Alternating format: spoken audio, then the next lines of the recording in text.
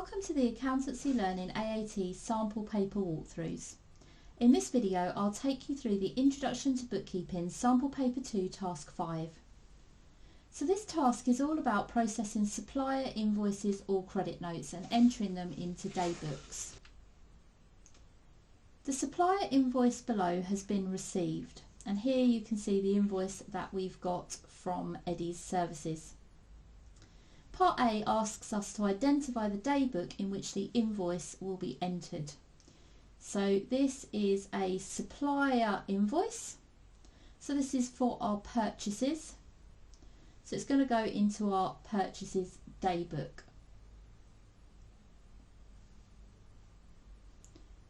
In Part B, we need to complete the daybook by making 4 entries to record the invoice and then total the total VAT and net columns.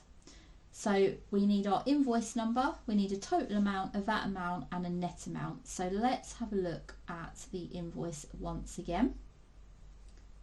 So we've got invoice number here, 18384. And then we've got our net amount here, so that's the amount before VAT is applied. So these building repairs is the service that's been carried out.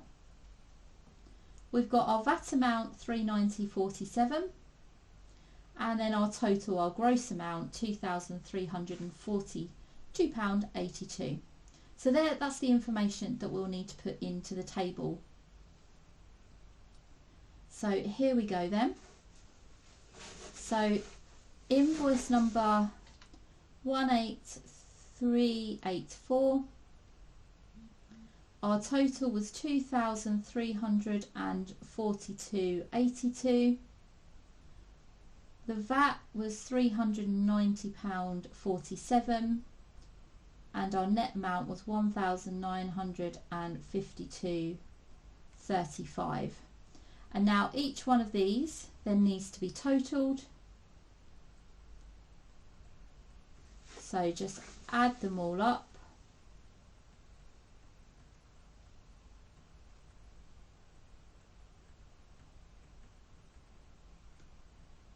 To complete that part of the question. Then the final bit is the goods return note and credit note below relate to incorrect goods supplied to Hawthorne & Co. on the 26th of May. The question asks us to identify 2 discrepancies, and we're given 4 items to choose from.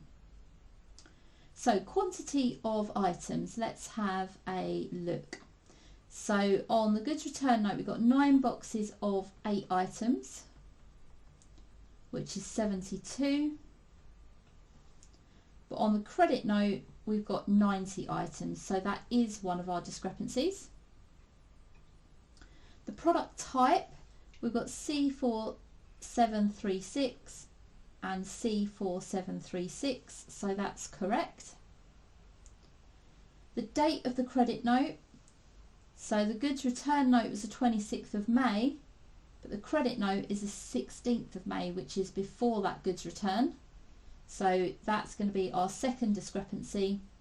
But let's just double check the item price as well, just so that we've been through each option.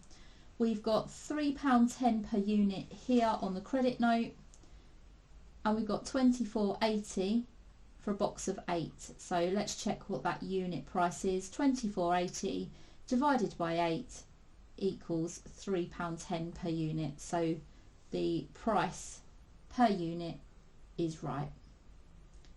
And with that, task 5 is complete.